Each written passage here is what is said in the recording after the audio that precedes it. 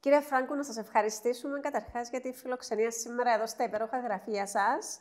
Εγώ ευχαριστώ που είσαστε εδώ και ελπίζω η φιλοξενία μας να είναι υπέροχη η φιλοξενία σας. Λοιπόν, θα ξεκινήσουμε την πρώτη ερώτηση. Ποιος είναι ο Τζόζεφ Φράγκο πέρα από τις ιδιότητες του νομικού, του επιχειρηματία και βεβαίως του πολιτικοποιημένου πολίτη? Ο Ιωσήφ Φράγκος είναι ένας άνθρωπος με πάρα πολλές αδυναμίες. Ένας άνθρωπος που έχει κάνει πάρα πολλά λάθη στη ζωή του. Ένας άνθρωπος όπως όλοι, με μόνο 3 πράγματα τα οποία είναι αδιαπραγμάτευτα για τον ίδιο. Η αυθεντικότητα του, η ειλικρίνεια του και η εργατικότητα του.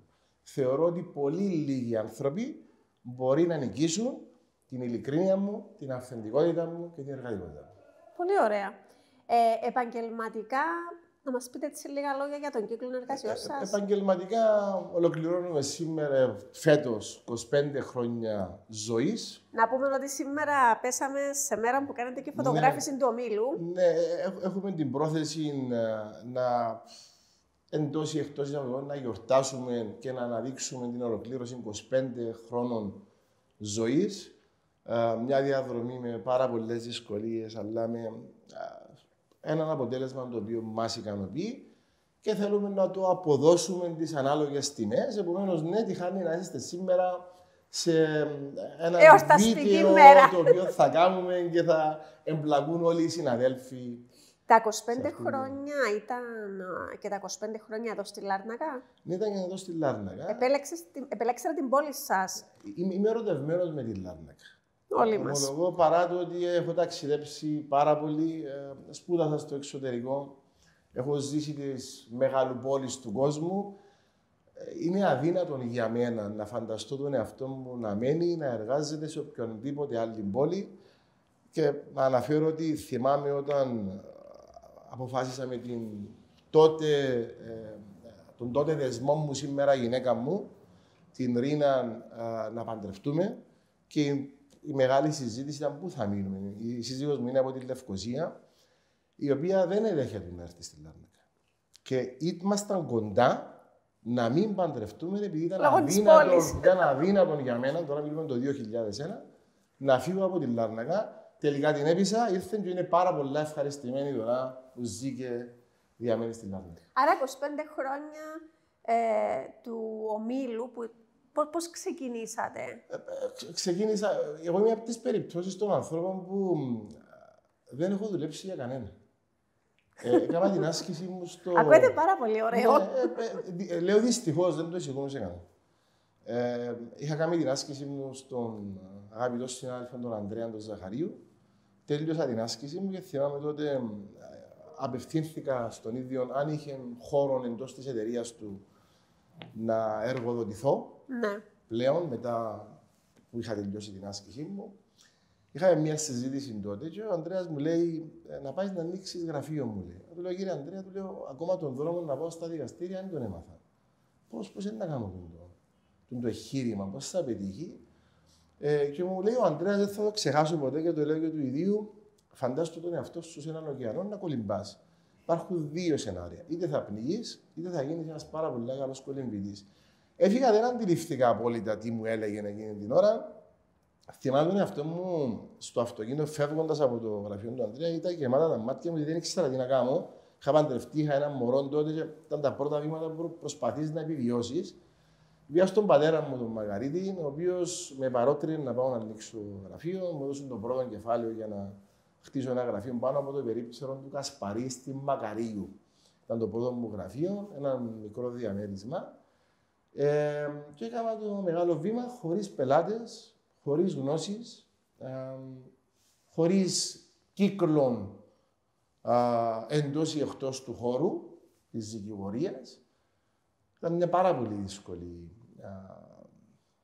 πορεία, κυρίως τα πρώτα χρόνια. Αλλά στο τέλος της ημέρας το αποτέλεσμα θέλω να πιστεύω ότι ήταν... Για να φτάσετε εδώ που είσαστε σήμερα, σε αυτά τα υπέροχα κτίρια, ναι, με τόσους εργαζόμενους, με τόσες επιτυχίες, τι ήταν αυτό που βοήθησε? Θα σας ρωτήσω αυτό που ρωτώ συνέχεια, όταν έχω έτσι απέναντι μου ανθρώπους που έχουν πετύχει κάτι στη ζωή τους. Βοήθησε η τύχη, η πολλή δουλειά, οι συγκυρίες, οι άνθρωποι που βρεθήκαν στον δρόμο σας? Εγώ δεν πιστεύω καθόλου στην τύχη. Θεωρώ δεν υπάρχει παράγοντας τύχη στη ζωή. Υπάρχει μια έκφραση την οποία χρησιμοποιώ, θα την πω στην αγγλική. There is no such thing as luck. There is opportunity met with preparation. Υπάρχουν ευκαιρίες τις οποίες θα τις βρει μπροστά σου αν είσαι καλά προετοιμασμένος. Μάλιστα. Δεν είναι τύχη. Αυτό το οποίο για να καταφέρει οποιοδήποτε οργανισμό να φτάσει κάτω, πρέπει να καθορίσει καταρχήν ποια είναι η αποστολή του, ποιο είναι το mission του οργανισμού και ποιο είναι το όραμα του, ποιο είναι το vision. Και πολύ γρήγορα κατέληξα σε μία λέξη, η οποία λέξη με κουβαλά και προσπαθώ να την υποστηρίξω. Είναι η λέξη εμπιστοσύνη. Η λέξη εμπιστοσύνη και εντός του οργανισμού σου, εμπιστοσύνη με τους υπαλλήλους σου, με τους συναδέλφους σου, με τους συνεταίρους σου, να μπορούν να σε εμπιστευτούν πραγματικά που τη στιγμή που αποφασίζεις να ηγηθείς ενός οργανισμού, να τους εμπνεύσεις δια των πράξεων σου και να μπορέσουν να σε ακολουθήσουν και επίσης με την ευρύτερη αγορά με τους πελάτες σου. Πάνω σε αυτήν τη λέξη εμπιστοσύνη, θεωρώ ότι χτίστηκε αυτή η επιτυχία. Αυτά τα 25 χρόνια, ναι, και έχουμε καταλήξει σήμερα. Ναι. Πάμε λίγο πίσω. Και η εργατικότητα φυσικά το αναφέρατε, χωρίς εργασία δεν γίνεται τίποτα. Και με ευκαιρία να αναφέρω και στον κόσμο ότι έχουμε μπει στην μετάβαση, ολοκληρωτική μετάβαση των social media. Και εισπράττω καθημερινά ότι έχουμε επαφή με την παρουσία διαφόρων είτε TikTokers λέγεται, είτε Instagramers, είτε δεν ξέρω τι άλλο, που παρουσιάζεται μια εικόνα και στη νέα γενιά ότι we can make easy money, ότι υπάρχουν εύκολα λεφτά. Να πω ότι δεν υπάρχουν. Χρειάζεται σκληρή δουλειά. Αν δεν δουλέψεις, δεν θα παράξεις. Θα πάω λίγο πίσω. Ήσασταν μαθητής στην Αμερικάνικη Ακαδημία. Σωστό. Σπουδάσατε στην Αγγλία. Έχω πληροφορίες από ένα φίλο τον Ορθωσιάτη ότι ο Τζόζεφ πέρασε πάρα πολύ ωραία και έντονα τα φοιτητικά του χρόνια στην Αγγλία. Ξέρω πολλές ιστορίες από αυτόν τον φίλο τον Ορθωσιάτη.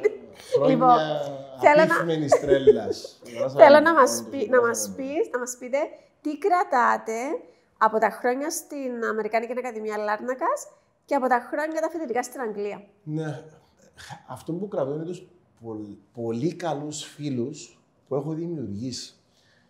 Και λέω ότι οι παιδικές φιλίες μας είναι αυτές που κρατούν πάντα, επειδή γίνονται χωρίς διαπραγμάτευση. Οι φιλίες που κάνουμε στην πορεία της ζωής μας, οι οποίες αναδεικνύονται μέσω των επαγγελματικών μας δραστηριοτήτων, η αφετηρία τους συνήθως είναι μια πράξη. Σε παιδική ηλικία είναι αδιαπραγμάτευτες οι φιλίες εκεί. Πιο αγνές. Και είναι αυτές που κρατούν και κουβαλούμεντες σε όλη μας τη ζωή. Επομένως, αν κρατώ ένα πράγμα, είναι αυτόν τις πολύ καλές φιλίες που έκανα. Και ένα δεύτερο, το πόσο ωραία παιδικά χρόνια πέρασα και ως μαθητής στην Αμερικανική Ακαδημία και ως φοιτητής στο Λονδίνο, στο UCL.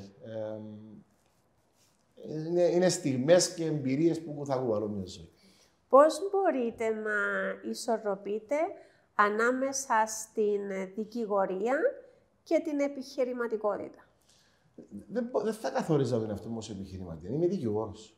Okay. Αυτό μπορεί να έχω και μπορεί να ασχολούμαι και με άλλα πράγματα, ναι, αλλά δεν θα κατηγοριοποιήσω τον εαυτό μου στον χώρο της επιχειρηματικότητας. Okay.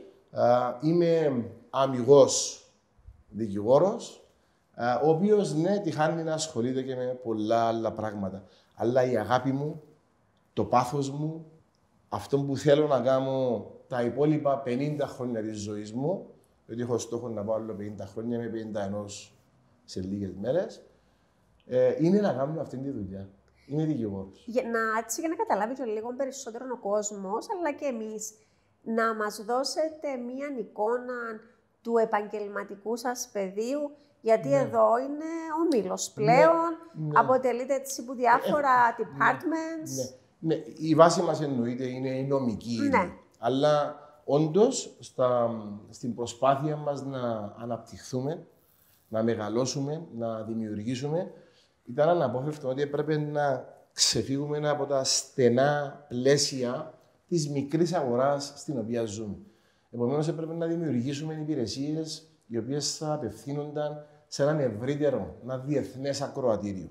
Και με αυτόν υπόψη εντάξαμε εντός του γκάμα των υπηρεσιών μας εταιρικού τύπου δραστηριότητες, φορολογικού τύπου δραστηριότητες, οι οποίες απευθύνονται σε έναν άλλον ακροατήριο.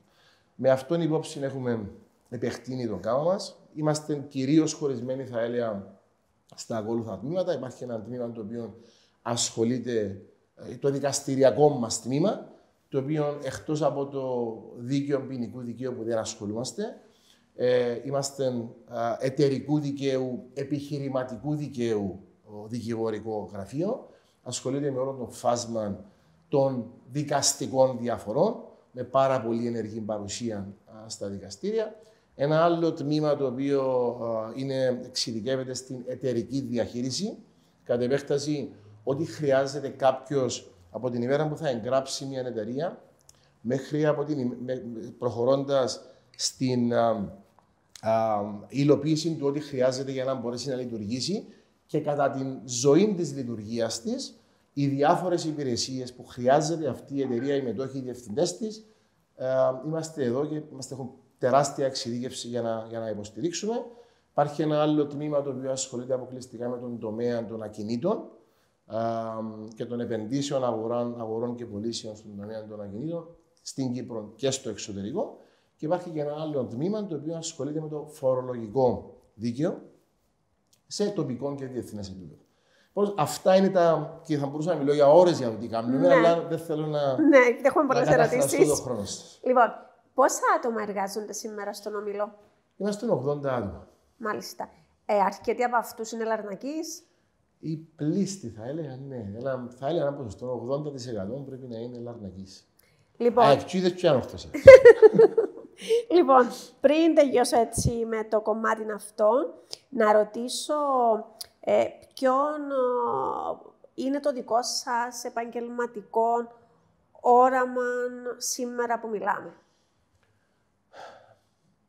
Το όραμα μου είναι να δω τον οργανισμό αυτό, τον οποίο εγώ τον δημιούργησα, είναι το δικό μου μωρό, να συνεχίσει να αναπτύσσεται, να μεγαλώνει και σε κάποιο σημείο οι υποδομές του να είναι τέτοιες που να μην είναι εξαρτημένες από τη δική μου παρουσία. Θέλω να μπορέσω να φτάσω σε ένα σημείο όπου να υπάρξει η διάδοχη κατάσταση σε επίπεδο διοίκησης, έτσι που και αυτός ο οργανισμός να μπορέσει να δει το μέλλον χωρίς απαραίτητα να εξαρτάται από τη δική μου παρουσία. Ο στόχος μου είναι να έρχεται κάποιος σε αυτόν τον οργανισμό και να μην ξέρει ότι πάω να δω τον Ιωσήφ τον Φράγκο. Πάω σε αυτόν τον δικηγορικό οίκο για αυτά που ο οίκος μπορεί να προσφέρει. Είστε η απόδειξη ότι στη Λάρνακα μπορεί να πετύχει μια μεγάλη εταιρεία, ένας μεγάλος δικηγορικός οίκος και ότι δεν χρειάζεται όλοι να πηγαίνουν Λεμεσόν ή Λευκοσία. Απόλυτα. Δεν έχω καμία αμφιβολία γι' αυτό. Χωρίς εννοείται να υπονοώ ότι δεν είναι πιο δύσκολο. Πραγματικότητα είναι ότι η επιχειρηματικότητα είναι συγκεντρωμένη κυρίως λόγω κράτους στη Λευκοσία και κυρίως λόγω της ανάπτυξης που έχει τύχει η Λέμεσος στις τελευταία 10, 15, 20 χρόνια στη Λέμεσο. Λόγω της αλλοδαπής παρουσίας εκεί των πολλών εταιριών που έχουν κάνει relocate, έχουν εγκατασταθεί στη Λέμεσο. Εν τούτης όμως δεν έχω καμία αμφιβολία ότι ο κάθε ένας που είναι στην Λάρνακα μπορεί να τρέξει τα όνειρα του και μπορεί από τη Λάρνακα να αναπτυχθεί και να μεγαλώσει. Πώς βλέπετε σήμερα την επιχειρηματική ανάπτυξη και γενικότερα την ανάπτυξη της πόλης της Λάρνακας? Έχουν γίνει αρκετά βήματα πρώτου, δεν υπάρχει αμφιβολία. Όμως δεν το κρύβω, θέλω να είμαι ειλικρινής και να πω ότι θα περίμενα πολύ παραπάνω. Ποιος φταίει που δεν έγιναν πολλά παραπάνω? Και σε τοπικό επίπεδο έχουμε ευθύνη, αλλά και σε κυβερνητικό επίπεδο. Και αν πάρουμε ως παράδειγμα την ανάπτυξη του λιμανιού και της Λάρνακας, πρέπει να είμαστε ιδιαίτερα αυστηροί και να πούμε ότι ως Λαρνακείς μας έχουν απογοητεύσει Δεν θέλω να χρησιμοποιήσω πιο σκληρές εκφράσεις, αλλά η απογοήτευση εγώ νιώθω και θυμό προσωπικά, διότι νιώθω ότι δεν μου έχουν πει την αλήθεια ή μου έχουν υποσχεθεί πράγματα που δεν έχουν εντηρηθεί για ένα μεγάλο χρονικό διάστημα. Και θέλω να παραπέμψω επίσης και σε πρόσφατες δηλώσεις του Προέδρου του κράτους, αρχές του έτους, όπου είχε ανακοινώσει ότι εντός του έτους που τρέχουμε τώρα θα ξεκινήσουν έργα. Στο λιμάνι και στη Μαρίνα, αν είδες εσύ κάτι... Ναι, αλλά εγώ να ρωτήσω το εξής. Συμφωνώ μαζί σας, 100%, αλλά οι προηγούμενες δύο κυβερνήσεις ήταν... Είναι διαχρονικό το πρόβλημα. Ήταν του Δημοκρατικού Συναγερμού. Δεν είναι αντιπολιτευτικά που το λέω. Ναι. Το μιλώ ως Λαρνακέας. Και αυτό ισχύει διαχρονικά. Άρα φέρει ευθύνες και η κυβέρνηση Δημοκρατικού Συναγερμού. Βεβαίως, αλλήμον. Δεν είναι κάτι το οποίο διαχρονικά όλες οι κυβερνήσεις έχουν αφήσει τη Λάρνακα στο περιθώριο. Αλλά πάνω από όλα φταίει ένας. Η κοινωνία της Λάρνακας. Και εάν δεν καταλάβουμε ως Λαρνακείς ότι πρέπει να διεκδικήσουμε, πρέπει να απαιτήσουμε, και εισπράττω ότι ως Λαρνακείς ενδεχομένως να μην είναι στον DNA μας να διεκδικούμε και πρέπει να το αλλάξουμε. Κάποιες φορές, παλαιότερα, αλλά νομίζω πιο πολλά με ψημιρούμε αντί να διεκδικούμε. Έχω διαφορετική άποψη. Εγώ πιστεύω ότι εξαρτάται από εμάς ως τοπική κοινωνία και των ηγετών μας. Προφανώς. Και αυτούς που επιλέγουμε να μας ηγηθούν, να απαιτήσουμε, να διεκδικήσουμε για να μπορέσει αυτή η πόλη που έχει τεράστια προοπτική. Και είναι κρίμα να χαθεί το momentum το οποίο όντως έχει δημιουργηθεί και υπάρχει momentum. Πρέπει να αρπάξουμε την ευκαιρία, πρέπει να διεκδικήσουμε και η Λάρνακα μπορεί και πρέπει να αναπτυχθεί. Θα έπρεπε να ήταν πιο διεκδικητικός ο κύριος Βίρας. Ο Ανδρέας είναι φίλος μου. Τον αγαπώ. Έχω άλλη ερώτηση μετά γι' αυτό. Ο Ανδρέας είναι φίλος μου, τον αγαπώ ιδιαίτερα και δεν μπορώ να του στερήσω το ότι έχει κάνει πάρα πολλά πράγματα, έχει προσπαθήσει πάρα πολλά. Όμως, κάτι το οποίο έχω πει και με αγάπη το λέω, και η κριτική πρέπει να είναι θεμιτή. Ναι. Για να μπορούμε να βελτιωνούμαστε. Βεβαίως. Θεωρώ ότι τα τελευταία χρόνια, φανταστείτε μία πίστα που τρέχουν αυτοκίνητα, τρέχουν όλα και κινούνται μπροστά. Κάποια άλλα αυτοκίνητα όμως τρέχουν με μεγαλύτερες ταχύτητες από το αυτοκίνητο της Λάρνακας. Και μείναμε πίσω. Και είμαστε τελευταίοι. Έχει ένα αυτοκίνητο που ονομάζεται Λεμεσός, έχει ένα αυτοκίνητο που ονομάζεται Πάφος, άλλο Λευκοσία, άλλο Λάρνακα. Καλά, η Πάφος. Θεωρώ ότι μείναμε πίσω. Επομένως, με αυτόν την υπόψη πρέπει να δούμε να αλλάξουμε ταχύτητα, ρε παιδί μου. Να προχωρήσουμε, να φτάσουμε τα άλλα αυτοκίνητα. Σας προβληματίζει η αυξημένη αγορά κινήτων από Ισραηλινούς επενδυτές? Να πω ότι πρόσφατα ο Γενικός Γραμματέας του ΑΚΕΛ, ο Στέφανος Στεφάνου, έκανε λόγο για κίνδυνο για τη χώρα από τη σαρωτική αγορά γης και ακινήτων από ξένους και είπε μάλιστα ότι το ΑΚΕΛ παίρνει πρωτοβουλίες για να μπει φρένο. Θα ήθελα τη δική σας άποψη σε αυτό, γιατί ασχολείστε με επενδύσεις ακινήτων. Το θέμα, δεν ξέρω αν είναι το θέμα του κυρίου Στεφάνου, δεν ξέρω αν είναι οι Ισραηλίτες καταρχήν ή οι ξένοι γενικότερα. Νομίζω ήταν οι Ισραηλίτες, αλλά δεν είμαι σίγουρη. Πρέπει να το ξεκαθαρίσει αυτό το πράγμα. Επειδή είναι λίγο ρατσιστικό να συγκεντρωθούμε μόνο στους Ισραηλίτες, γιατί νομίζω ότι αν το επιχείρημα μας είναι ότι δεν θέλουμε η γη μας να πάει σε ξένα χέρια, συνδυαστικά με ένα άλλο επιχείρημα που αναπτύσσεται ότι θέλουμε να κρατήσουμε τις τιμές για να μπορεί ο Κύπριος να αγοράσει, να ενοικιάσει, να κάνει την οικογένεια του. Αυτά είναι τα δύο επιχειρήματα τα κυρία. Θεωρώ ότι πρέπει να καταλήξουμε ότι ο προβληματισμός είναι ευρύτερος. Δεν αφορά τους Ισραηλίτες, αφορά τους ξένους. Okay. Επομένως, εάν πιάσω, καταρχήν να πω ότι βρίσκομαι εντελώς στην απέναντι όχθη στο επιχείρημα του ΑΚΕΛ και του κύριου Στεφάνου. Καταρχήν να ρωτήσω τον κύριο Στεφάνου, έχοντας εισέλθει στην Ευρωπαϊκή Ένωση, η εισήγηση του ΑΚΕΛ είναι να στερήσουμε και τους Ευρωπαίους να έρχονται στην Κύπρο να αγοράζουν ακίνητα των Γερμανών, των Ιταλών, και αν εντούν την πρόθεση που έχουμε, πώς σκεφτούμαστε να το πετύχουμε το πράγμα, διότι δυστυχώς ή ευτυχώς είμαστε εντός Ευρωπαϊκής Ένωσης, υπάρχει πλήρης ελευθερία διακίνησης εγκατάστασης και δεν μπορούμε να το περιορίσουμε. Κατά δεύτερη, πρέπει να απαντηθεί αυτό πρώτα. Πώς θεωρώ ότι ως πρόταση, in any case, είναι ανέφικτο αυτό το οποίο λέει. Τώρα, ενώ να πάει η γη μας σε ξένα χέρια, αν ανησυχούμε για αυτό, διότι δυνητικά μπορούν οι Ευρωπαίοι να έρθουν να. Τους είχε πολλούς Ισραηλίτες παρεμπιπτόντως που έχουν ευρωπαϊκά διαβατήρια. Ναι. Τώρα, το δεύτερο είναι πρέπει να απαντήσουμε ποιο είναι το όραμα μας για αυτήν τη χώρα. Πώς φανταζόμαστε την ανάπτυξη της. Εκτός θέλουμε να επιστρέψουμε πίσω στη γεωργία. Αλλά για να μπορέσει μια χώρα να αναπτυχθεί, αναπόφευκτα απαιτείται αυτό το οποίο λέμε foreign direct investment. Απαιτούνται ξένες επενδύσεις. Πρέπει να υπάρξει εισαγωγή κεφαλαίου. Για να εισάξουμε κεφαλαίο, έχουμε τον τουρισμό, μπράβο μας. Έχουμε τις υπηρεσίες, μπράβο μας. Έχουμε και τα ακίνητα. Αν ευκάλουμε τα ακίνητα που είμαι στη μέση, να μείνουμε με τα άλλα δύο. Πρέπει να μου πει κάποιος τι είναι το κάτι άλλο που να φέρουμε μέσα στο equation. Διότι, εάν θεωρούμε ότι να βάλουμε περιορισμούς και φραγμούς στα ακίνητα, όσον αφορά την αγορά τους από ξένους, και δεν θα επηρεαστεί ευρύτερα η εγκατάσταση ξένων εταιριών στην Κύπρο που έχουν βοηθήσει απίστευτα τους ρυθμούς ανάπτυξης αυτής της χώρας τα τελευταία χρόνια. Και να πούμε, ας πούμε, κάποιου Ισραηλίτη ή κάποιου Ουκρανού ή κάποιου Γερμανού ή κάποιου Άγγλου, Κινέζου, ξέρεις, φέρ την εταιρεία σου στην Κύπρο, έλα επένδυσε, φέρ τον κόσμο σου να μην, αλλά ξέρεις κάτι, δεν μπορεί να αγοράσεις και ένα διαμέρισμα για να μείνεις. Ή δεν μπορεί να αγοράσεις το κτίριο το οποίο είναι να στεγαστεί η εταιρεία σου, ή δεν μπορεί να αγοράσεις ένα κομμάτι γης μεγάλο να κάνεις. Κατανοητόν. Όμως, χωρίς να κάνω τον δικηγόρο του κ. Στεφάνου. Ελεύθερα. Πρέπει. Δεν κάνω τον δικηγόρο, δεν είμαι δικηγόρος.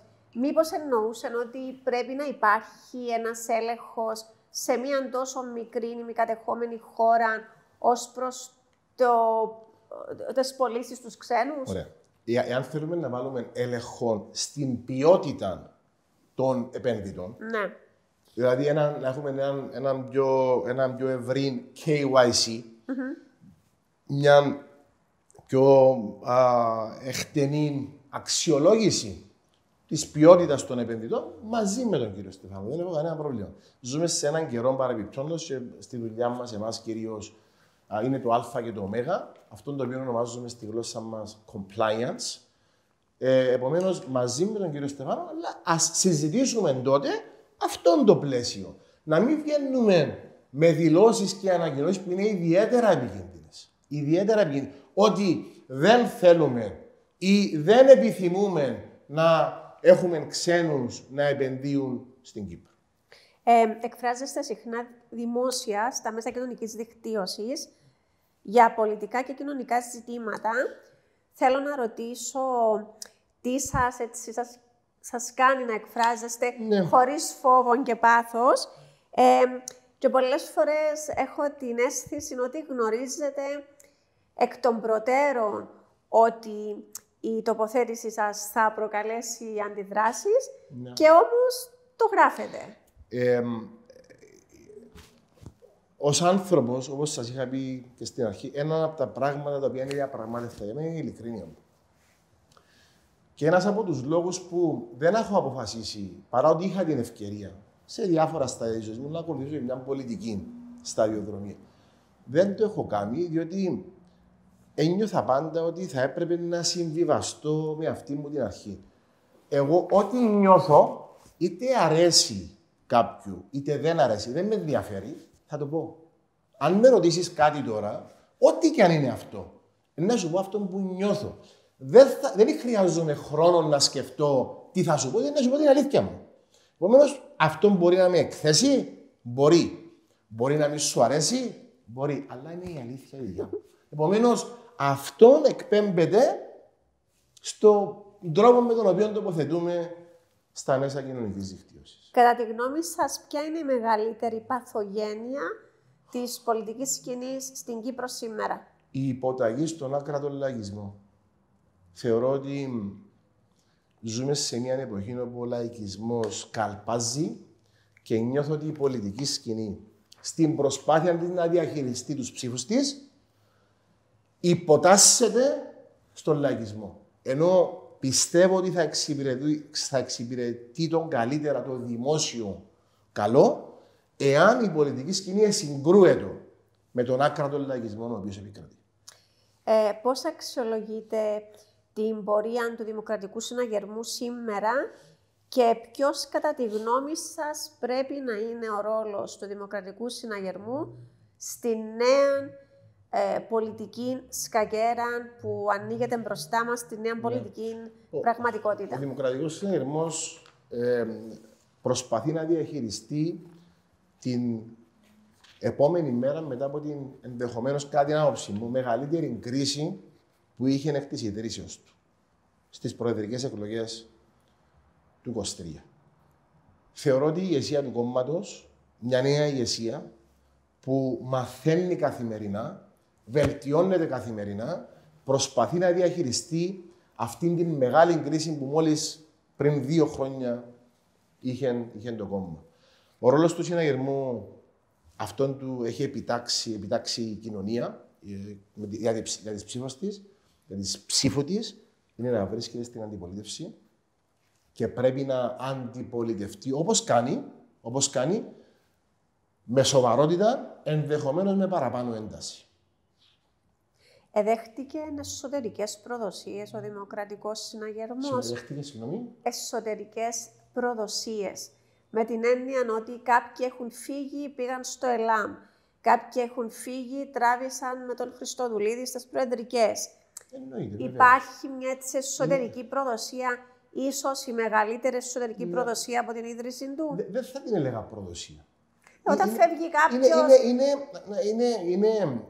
Είναι ανθρώπινο αυτό. Είναι ανθρώπινο. Συμβαίνει και συνέβαινε πάντα, σε οποιονδήποτε οργανωμένο σύνολο, κατά την εξέλιξη της ζωής του, να υπάρχουν διαφωνούντες, να υπάρχουν άτομα τα οποία είτε για τις δικές τους φιλοδοξίες, είτε για θέματα αρχών, να διαφωνούν και να ακολουθούν άλλον δρόμο. Όμως είναι δικαίωμα τους, είναι απόλυτα σεβαστό, θα κριθούν. Διότι μπορούμε να κάνουμε και να λέμε ό,τι θέλουμε, αλλά πάντα κρινόμαστε. Βεβαίως. Επομένως, δεν θα το έλεγα προδοσία, νομίζω είναι λίγο ακραία η λέξη προδοσία. Θεωρώ ότι είναι ανθρώπινες επιλογές, οι οποίες είναι κατακριτές για αρκετούς, από εμένα τουλάχιστον, αλλά... Αν είμαι στέλεχος σε έναν κόμμα, δεν είμαι απλώς ο ανώνυμος ψηφοφόρος. Είμαι στέλεχος, δηλαδή είχα μια εξουσία μέσα στο κόμμα. Και φεύγω, πάω σε άλλο κόμμα. Ή πάω στο ΕΛΑΜ. Ή μου λέει το κόμμα μου, δεν θα στηρίξουμε τον Χριστοδουλίδη, θα στηρίξουμε τον Αβέροφ. Και εγώ λέω, δεν θα κάνω αυτό που λέει το κόμμα, θα πάω στον Χριστοδουλίδη. Και επαναλαμβάνω, δεν είμαι απλός ψηφοφόρος, είμαι στέλεχος του Δημοκρατικού Συναγερμού. Τούτον είναι προδοσία?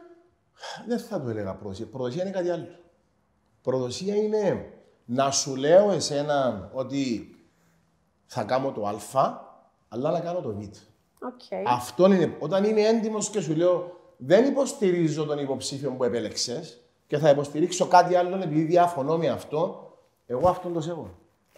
Δεν συμφωνώ μαζί. Δεν στηρίξα ρε Χριστοδουλίδη. Όχι. Εγώ ήμουν δίπλα από τον Αβέροφ Νεοφύτου, τον υποστήριξα με σθένος μέχρι και τις εκλογές του πρώτου γύρου. Ο πολιτικός φανατισμός θεωρείται πως ζημιώνει την κοινωνία?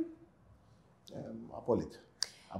Εάν έναν κόμμα... Και να προσθέσω, είμαι πολύ υπέρ της έντονης αντιπαράθεσης, όχι του φανατισμού. Εάν έναν κόμμα που δεν ανήκεται, με το οποίο διαφωνείτε πολιτικά, πετύχει κάτι θετικό για τον τόπο, θα βγείτε δημόσια να πείτε μπράβο στο ΑΚΕΛ? Απόλυτα. Και με το ΑΚΕΛ εγώ προσωπικά ταυτίζομαι στο Κυπριακό. Και το έχω δηλώσει πάρα πολλές φορές. Επομένως δεν έχω κανένα πρόβλημα παρά του ιδεολογικού χάσματος. Μιλούμε για χάσμα μεγατόνων που με χωρίζει με το ΑΚΕΛ. Εντούτοις δεν έχω πρόβλημα να πω ότι στο Κυπριακό είναι πάρα πολύ κοντά με τις θέσεις του ΑΚΕΛ. Είναι αρετή να παραδεχόμαστε τα θετικά ή τα σωστά του αντιπάλου μας? Απόλυτα. Βεβαίως. Και δεν μπορούμε να το αντιμετωπίσουμε αν δεν το κάνουμε αυτό. Ναι. Είμαστε τελικά ένας λαός με έντονον κομματικό φανατισμό? Είμαστε.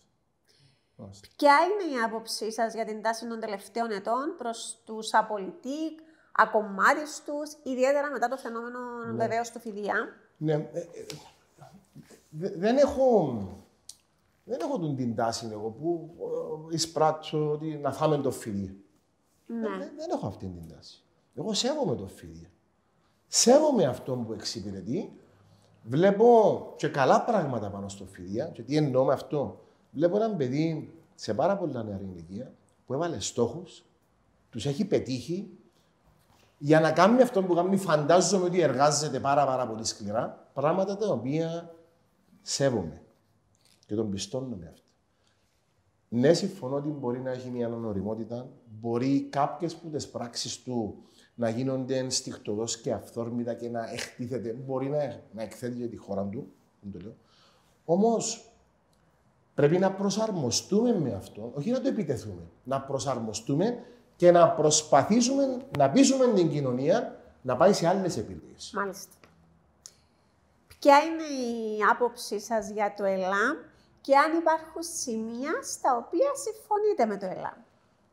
Υπάρχουν πράγματα που συμφωνώ με το ΕΛΑΜ. Όπως? Το μεταναστευτικό, για παράδειγμα. Εγώ μπορεί όχι στην ακραία του έκφραση, όμως συμφωνώ χωρίς να έχω ίχνος ενστίχτων ρατσισμού προς τους αλλοδαπούς, το αντίθετο. Έχουν τον απεριορίστο σεβασμό μου. Όμως βλέπω τις πραγματικότητες και θεωρώ ότι δεν μπορεί να λειτουργήσει αυτό το μοντέλο των ανοιχτών σύνορων. Πρέπει να κλείσουν τα σύνορα μας, πρέπει να υπάρχει έλεγχος, αν θέλουμε να λεγόμαστε κράτος. Επομένως, στο θέμα του μεταναστευτικού μπορώ να βρω συγκλήσεις με το ΕΛΑΜ. Αλλά υπάρχουν τεράστια θέματα με τα οποία διαφωνώ στο Κυπριακό κατά κύριο λόγο. Επειδή σας παρακολουθώ και στα μέσα κοινωνικής δικτύωσης και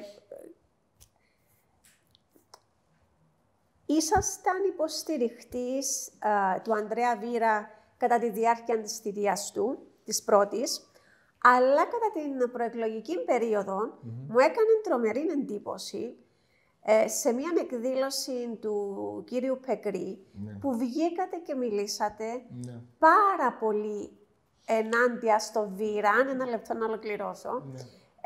Μου έκανε πάρα πολύ εντύπωση και τότε είχε δημιουργηθεί ένα κουτσομπογιόν, το οποίο θα σας το αναφέρω, ότι ο Φράγκου μίλησε έτσι γιατί ο Δημοκρατικός Συναγερμός του έταξε στις επόμενες εκλογές να τον κατεβάσει δήμαρχο.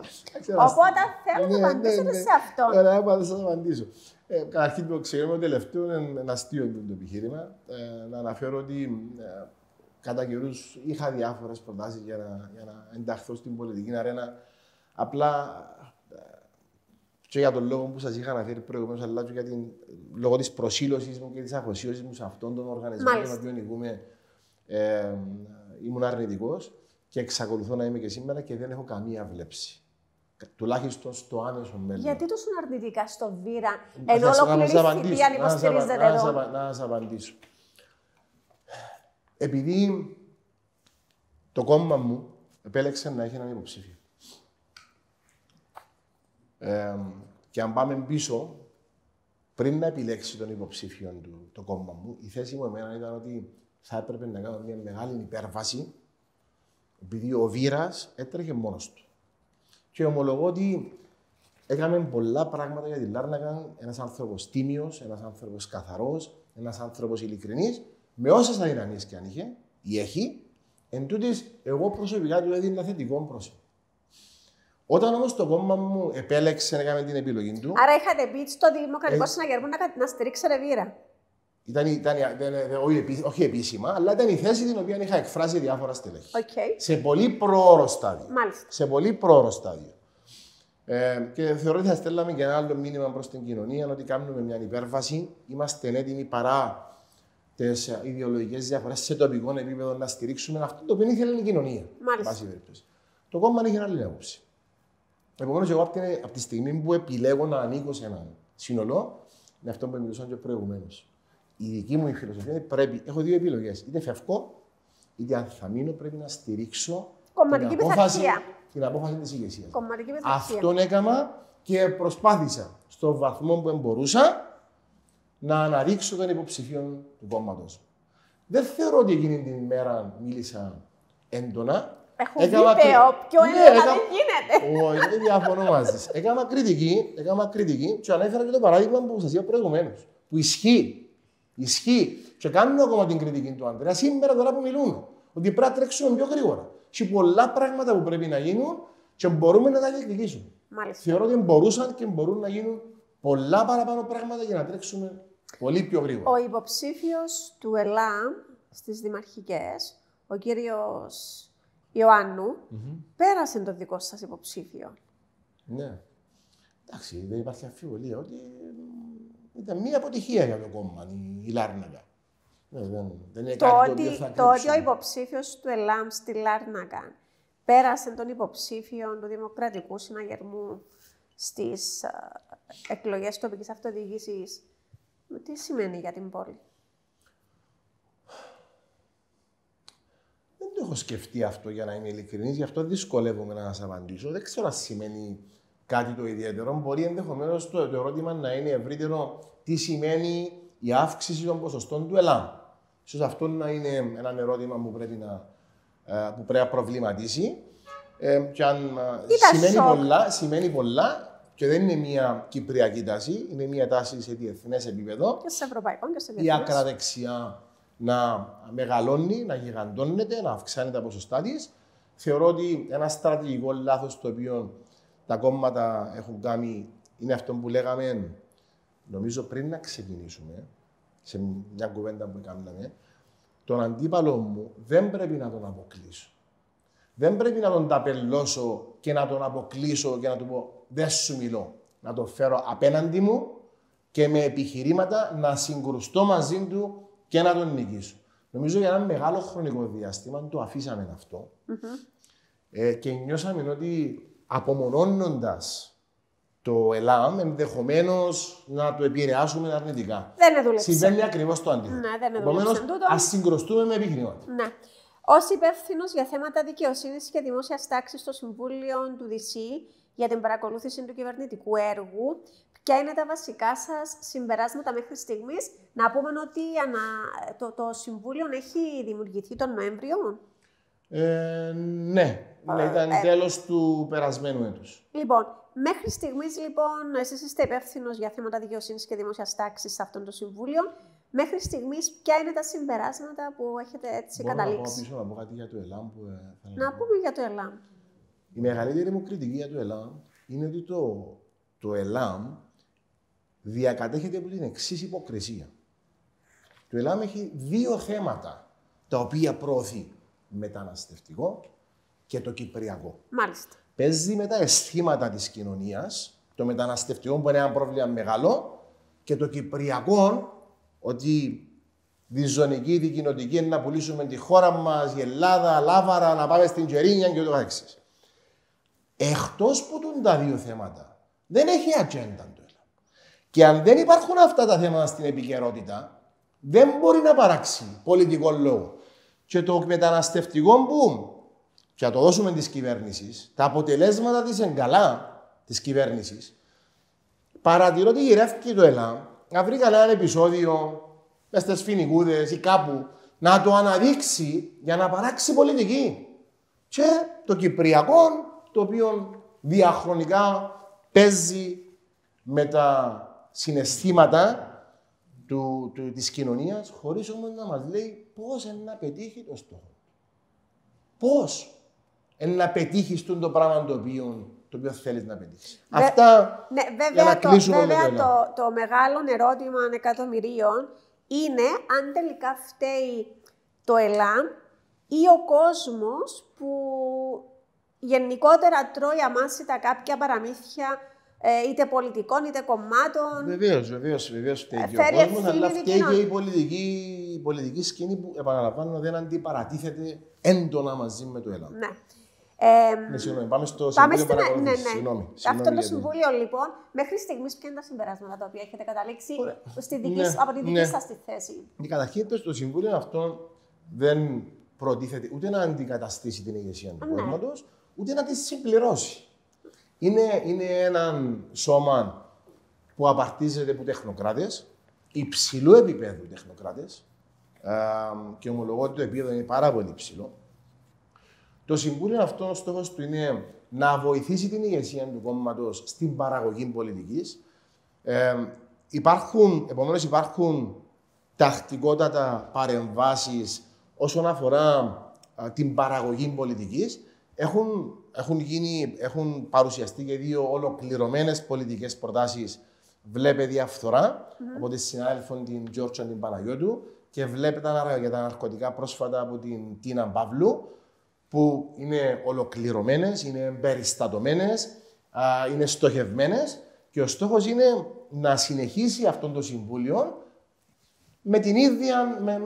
στον ίδιο άξονα να παράξει πολιτική και να βοηθήσει το κόμμα στη χάραξη των διαφορών πολιτικών που έχει. Αλλά επαναλαμβάνω, δεν έχει στόχο να αντικαταστήσει την ηγεσία ή να επέμβει στο πώς το κόμμα του θα. Δεν μου απαντήσατε όμως που τη δική σας τη θέση, ποια συμπεράσματα έχετε έτσι, αν έχετε καταλήξει σε κάποια συμπεράσματα όσον αφορά το κομμάτι δικαιοσύνης και δημόσιας τάξης. Γιατί εμείς που τη δική μας την πλευρά ως δημοσιογράφοι, βλέπουμε ότι υπάρχουν πάρα πολλά ζητήματα όσον αφορά το Υπουργείο το συγκεκριμένο. Ναι, όσον αφορά το χαρτοφυλάκιο το οποίο θέλετε ελέγχω εγώ ή παρακολουθώ εγώ, δεν υπάρχει καμία αμφιβολία ότι τα προβλήματα είναι τεράστια. Χρειάζονται δομές. Ο νυν υπουργός ελέγχεται. Προσπαθώ να βρω τις σωστές λέξεις και να λέγοντας ότι τόσα πολλά τα προβλήματα που διερωτάται κάποιος τι γίνεται στο συγκεκριμένο Υπουργείο και στον τομέα της δικαιοσύνης, που υπάρχουν υποσχέσεις πάρα πολλές που δεν έχουν υλοποιηθεί και στη δημόσια τάξη που νομίζω ότι το έγκλημα έχει φτάσει σε σημεία στην κορύφωσή του. Μάλιστα.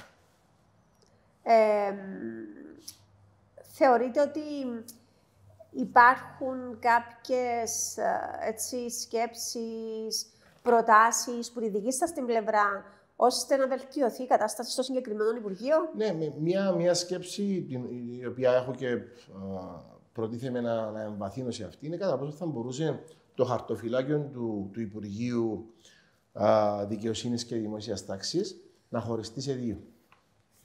Δια της δημιουργίας ενός νέου υφυπουργείου, το οποίο θα μπορούσε να ήταν το Υφυπουργείο Δικαιοσύνης, και η δημόσια τάξη, που είναι ένα τεράστιο θέμα που αφορά την ασφάλεια που νιώθουμε εμείς ως πολίτες αυτού του κράτους, να έχει έναν άλλον υπουργό αφοσιωμένο εξ ολοκλήρου σε αυτόν το χαρτοφυλάκιο. Επίσης, εννοείται πάντα τα άτομα τα οποία επιλέγονται είναι ενδεχομένως το πιο σημαντικό πράγμα.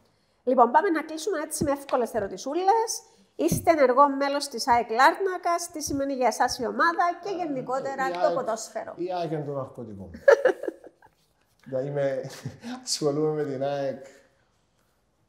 Ως νεαρός έπαιζα ποδόσφαιρο στην ΕΠΑ, μέχρι και την ηλικία που έφυγα να πάω να σπουδάσω στα 19 μου, 20 μου. Ερχόμενος πίσω από τις σπουδές μου, είχα εμπλοκή σε πολύ νεαρή ηλικία στα διοικητικά της.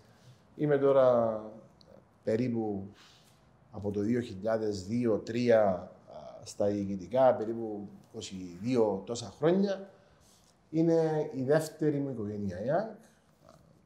Είναι πολύ δύσκολο να εξηγήσω τι νιώθω για την ΑΕΚ.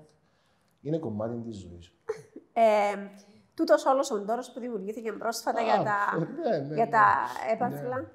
Κοιτάξτε, ήταν μια πρωτοβουλία που θα έπρεπε να είχαμε πάρει προπολού, αργήσαμε. Αλλά καλύτερα αργά παρά ποτέ. Ήταν μια πρωτοβουλία, με το κρύβο, ήταν δική μου πρωτοβουλία, με την έγκριση πάντα του Προέδρου. Ήταν αποτέλεσμα μιας επίπονης προσπάθειας να μελετήσουμε το ζήτημα και να δούμε πόσο εφικτό ήταν να το πετύχουμε. Ετοιμάστηκε μια νομική γνωμάτευση, βρήκαμε προηγούμενα σε διεθνές επίπεδο, απευθυνθήκαμε στην ΚΟΠ. Ο συνάδελφος που εκπροσωπεί την ΚΟΠ συμφώνησε μαζί μας και η Εκτελεστική Επιτροπή ομόφωνα αποφάσισε να κατοχυρωθούν τα πρωταθλήματα και τα κύπελλα της ΕΠΑΣ και του πεζοπορικού στην ΑΕΚ, που η ΑΕΚ είναι η φυσική συνέχεια, δεν είναι κάτι καινούργιο. Δεν είναι κάτι αποκομμένο που τα σωματεία του πεζοπορικού και της ΕΠΑΣ, είναι η συνέχεια τους. Τα δύο σωματεία συγχωνεύτηκαν και αποφάσισαν να συνεχίσουν την πορεία τους κάτω από έναν άλλο brand, το οποίο ονομάζεται ΑΕΚ. Νομίζω φυσιολογικά έγινε αυτό. Πρέπει να αναδείξουμε την ιστορία μας και πιστεύω ότι μέσω της ΑΕΚ τα κύπελλα, τα πρωταθλήματα, οι επιτυχίες των δύο ιστορικών σωματείων της πόλης που πάνε 100 χρόνια πίσω μπορούν να αναδειχθούν πολύ καλύτερα, αντί να έχουμε κλειδωμένα στο χρονοτούλαπο της ιστορίας τα κύπελλα και τα πρωταθλήματα αυτών των ομάδων, τα αναδεικνύουμε, τα φέρνουμε στην επιφάνεια τώρα. Και νομίζω ότι είναι ορθό. Κάποιοι έχουν διαμαρτυρηθεί, δημιουργήθηκε ένας τεράστιος δώρος. Πραγματικά ήταν με μεγάλη μου έκπληξη που το είδα. Τοποθετήθηκα και δημοσίως για το θέμα αυτό. Νομίζω έκλεισε το ζήτημα. It is what it is, λέει ο Εγγλέζος. Λοιπόν, ποιο είναι το όραμά σας σήμερα για την ΑΕΚ Λάρνακας? Θα ήθελα να δω την ΑΕΚ Λάρνακας. Το όραμά μου για τι θα ήθελα να βλέπω την ΑΕΚ Λάρνακας σε κάθε παιχνίδι που παίζει να είναι σε γεμάτο γήπεδο. Ποιες θεωρείτε ότι είναι οι σημαντικότερες προκλήσεις που αντιμετωπίζει η Λάρνακα σήμερα? Οι υποδομές της. Μάλιστα. Οι υποδομές της όσον αφορά την προσέλκυση ξένων επενδύσεων στη Λάρνακα. Πρέπει να προσφέρουμε του ξένου επενδυτή τις κατάλληλες υποδομές για να επιλέξει τη Λάρνακα ή τουλάχιστον να την βάλει εντός των επιλογών του. Αν είχατε τη δυνατότητα να ασκήσετε διοίκηση ή πολιτική εξουσία στην πόλη της Λάρνακας, ποιο θα ήταν το πρώτο μέλημά σας? Το πρώτο μέλημα μου ήταν να φέρω κόσμο στην πόλη. Μάλιστα. Και ο κόσμο, ξένον κόσμο. Να φέρω κόσμο να εγκατασταθεί, να δραστηριοποιηθεί, να αγοράσει σπίτια, να χτίσει ξενοδοχεία, να δημιουργήσει επιχειρήσεις. Αυτό θα έκανα. Σας ενδιαφέρει τελικά η δημαρχία της Λάρνακας? Όχι. Πώς φαντάζεστε τον εαυτό σας σε 10 χρόνια? Φαντάζομαι να είμαι σε σημείο που αυτός ο οργανισμός που ηγούμε, η υποδομή του να είναι τέτοια, προσαρμοσμένη με τους αλματώδεις ρυθμούς με τους οποίους εξελίσσεται η τεχνολογία και να είναι σε ένα σημείο τέτοιο που να μπορέσει να μου επιτρέψει να οδηγηθούμε σε μια διάδοχη διοικητική κατάσταση. Ο έρωτας τι ρόλο παίζει στη ζωή του Τζόζεφ Φράγκου? Τεράστιο. Τεράστιο. Στον έρωτα και στον πόλεμο όλα επιτρέπονται? Όχι. Όλα όχι. Υπάρχουν πάντα περιορισμοί. Υπάρχουν φραγμοί πάντα. Σας ευχαριστούμε πάρα πολύ. Εγώ ευχαριστώ.